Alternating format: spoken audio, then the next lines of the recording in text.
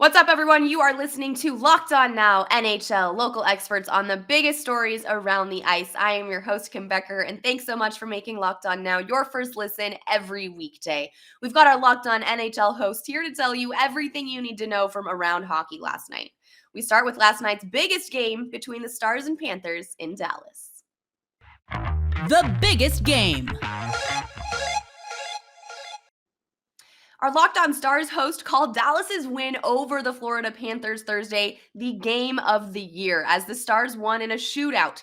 He and our Locked On Panthers host break down the thriller in Texas. Well, the game of the year just went down at the American Airlines Center, and the Dallas Stars came out victorious. What's up, everyone? Dane Lewis here with the Locked On Stars podcast, coming to you after the Dallas Stars' huge win over the Florida Panthers by a score of 6-5 in a shootout. It is a huge night for the Dallas Stars, who had not played a hockey game since December 20th when they took on the Minnesota Wild at home. Many, including myself, questioned how this team would perform after having such a long time off due to COVID-19. Running through the team, would they come out flat? Would they be able to hang physically? Would their offense be able to compete and go toe-to-toe with Florida, who has one of the best offensive attacks in the entire National Hockey League? And the answer for that was a resounding yes. The Stars went toe-to-toe with the Panthers all night long, responding when they needed to, taking the lead at certain times. Just an absolutely incredible game all around from the team. Certainly some mistakes along the way, but overall a great effort for this squad as they look to climb back in the Central Division rankings. Tyler Seguin and Jamie Benn came out and played very, very well, along with their line mate, Denis Gurianov, who had 3 points, a goal, and a couple assists to go with it. Really, really nice to see from him. Braden Holtby had a great night between the pipes. He did give up 5 goals, but, not all of them were his fault. His defense not giving him a whole lot of help at some points, especially down the stretch. But he did a lot of things really well. He kept the game from getting out of hand in the first period and made some really good saves down the stretch for Dallas. And things are only going to get more difficult for this Stars team as they have the red-hot Pittsburgh Penguins coming into town on Saturday afternoon. So it's going to be really interesting to see if the Stars can keep this thing rolling. As, like I said, they continue to climb back near the top spots in the Central Division and get back into the playoff picture. Lots to talk about on Friday's episode of Locked On Stars, and I'll see you guys there. One of the few times that a high-scoring affair does not go in the favor of the Florida Panthers. What is up, guys? This is Armando Velez from the Locked On Florida Panthers podcast, and the Florida Panthers lose by a final score of 6-5 in a shootout on the road against the Dallas Stars. And this was a game where the Florida Panthers, you could justify that they deserved 1 point and 1 point only. Most of the time, they use their speed to draw penalties and go on a few breakaways as well in this one. The Florida Panthers got goals of all kind in this one. They got a shorthanded goal, a power play goal, a 6-on-5 goal, and a few even strength goals as well in this one. Barkov got 2 in this one. Hart Hubie with the clutch, where the Florida Panthers won 4 faceoffs in a row with pulling the goalie in favor of the extra skater. The Florida Panthers really dug down and found a way to at least get it to overtime, at least get that road point and not come out of Dallas empty-handed. Sergei Bobrovsky, not the best game for him.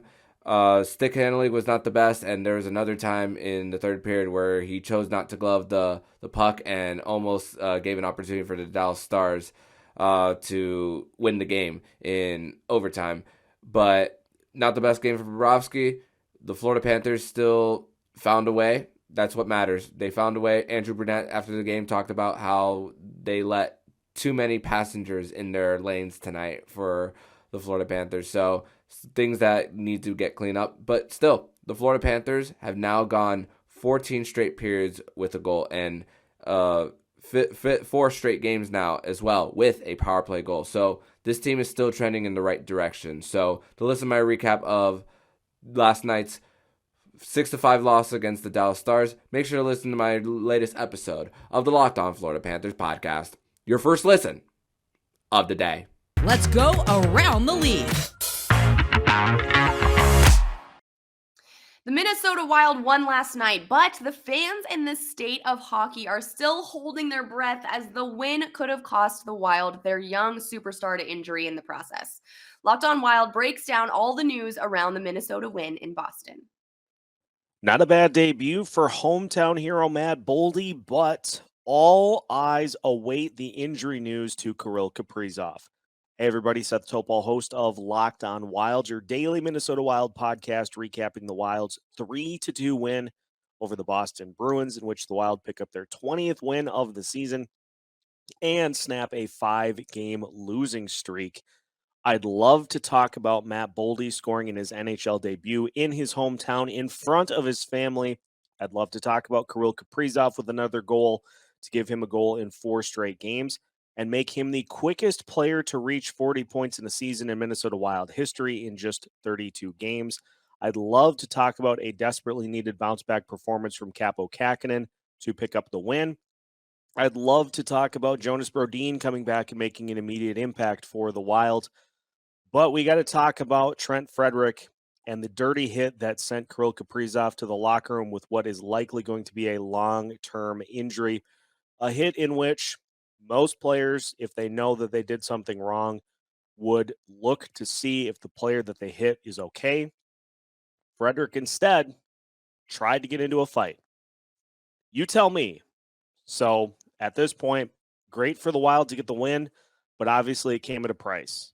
We'll talk more about that, plus more Wild-related news on Locked On Wild, which you can find anywhere you listen to podcasts. The Boston Bruins lost for the first time in the new year as the Wild came in and knocked off the Boston Bruins. Locked On Bruins tells you how Boston slipped up for the first time in 2022. For the first time in 2022, the Boston Bruins have suffered a loss. This is Ian McLaren, host of Locked On Boston Bruins, and the Black and Gold fell to the Minnesota Wild on home ice by a score of 3-2 on Thursday night. The Boston Bruins were playing without Charlie McAvoy, who was suffering from a lower body injury, also had a couple guys on the COVID-19 list. They entered this one riding a 3-game winning streak. The big story was on the Minnesota side, as Trent Frederic went off for boarding Kirill Kaprizov, Minnesota Wild superstar. The Wild player did not return. On that ensuing penalty, the Minnesota Wild scored the game-winning goal, and the Bruins played fast and furious in the third period, but were not able to get the equalizer in this one. So disappointing result for the Bruins, who have 2 tough opponents ahead of them in Tampa Bay and Washington. Losers to the Minnesota Wild by a score of 3-2. Kirill Kaprizov getting injured in this one. And that was the big story on the Minnesota Wild side of things for sure. Be sure to catch the next episode of Locked On Boston Bruins. The San Jose Sharks jumped out to a 3-goal lead against the Buffalo Sabres Thursday night, but only won by a single goal by the time the night was all said and done. San Jose snapped its losing streak, though, and that's all that matters. And Locked On Sharks is here to tell you all about it. The Sharks snap their losing streak. I'm JD Young of Locked On Sharks, and the Sharks win 3-2 over the Buffalo Sabres, snapping their losing streak at 2 games. A game where the Stars came out to play for the Sharks with Tomas Hertl and Timo Meier leading the way, each with a goal. The Sharks got up 3-0 on the Sabres in the first period and then kind of held on for the rest of the game. So still wasn't the most inspiring performance, especially for a team that has not played well since the beginning of the year. But the Sharks do get a win and continue their flirtation with the playoffs. So we'll have a full breakdown of tonight's game. So make sure you guys subscribe wherever you get your podcasts. And of course, you can check us out on YouTube at Locked On Sharks. The New Jersey Devils picked up a home win against the Blue Jackets thanks to a big night from Jack Hughes and others, as Locked On Devils provides more info post-game. What's up? This is Trey Matthews of Locked On Devils, and here is my post-game reaction. So, the New Jersey Devils were able to come out victorious against the Columbus Blue Jackets by a score of 3-1. Jack Hughes had a fantastic game. He got an assist. He got an empty netter goal. Interesting fact, Jack Hughes now has 12 points in his last 5 game appearances. Jesper Bratt has been putting up one heck of a performance as well. Unfortunately, he is in the shadow of Jack Hughes. However, his overall impact should not be lost. Ryan Graves had a silent but deadly impact. Mackenzie Blackwood was fantastic in between the pipes. He desperately needed that because he didn't look so well in their last game against the Boston Bruins. But overall, this win for the New Jersey Devils is actually a good win for them because the Philadelphia Flyers lost in their matchup tonight against the Pittsburgh Penguins Penguins. So this actually bumped up the New Jersey Devils a couple of spots in the Metropolitan Division. And if they can continue to get these gimme wins over the next 5 or so games, then they're looking at a pretty comfortable margin in the standings. So hopefully they could just keep up that momentum and not fall off. The Pittsburgh Penguins win streak hit double digits last night. Nobody has been able to slow down the Pens on this tear, and the Flyers were just next on the list. Locked On Penguins tells you more on the win and another 6 Pittsburgh goals. Let's make it 10 now. Hey, everyone. I'm Hunter Hodes here with the Locked On Penguins podcast as the Pittsburgh Penguins have now won 10 in a row, the longest winning streak in the NHL this season. This 10-game winning streak is also tied for the 5th longest in franchise history as the Penguins just gave the Flyers a 6-2 shellacking on Thursday night. This game was never in doubt, especially after the first period where Pittsburgh was up 3-0. This is one of the best teams in the league right now. Two more goals from Ryan Rust, 2 more from Jake Ensel. Evan Rodriguez continues to be nuts, and then Brian Boyle was able to tack one on late in the third period. Evgeny Malkin and Jeff Carter are still on track to return during this 5-game road trip.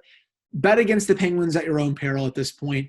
This is a Stanley Cup contender at this point, and they are only proving that more throughout this 10-game winning streak. For more on the Penguins, check out the Locked On Penguins podcast. I'll have a full game recap for this game on Thursday evening, and then a preview for the game against the Stars on Friday. That's a wrap for us. Thanks so much for making Locked On Now your first listen every weekday. For more on the National Hockey League and your favorite NHL team, make your second listen Locked On NHL and your team's Locked On podcast. I'm Kim Becker. This has been Locked On Now, Locked On your team every day.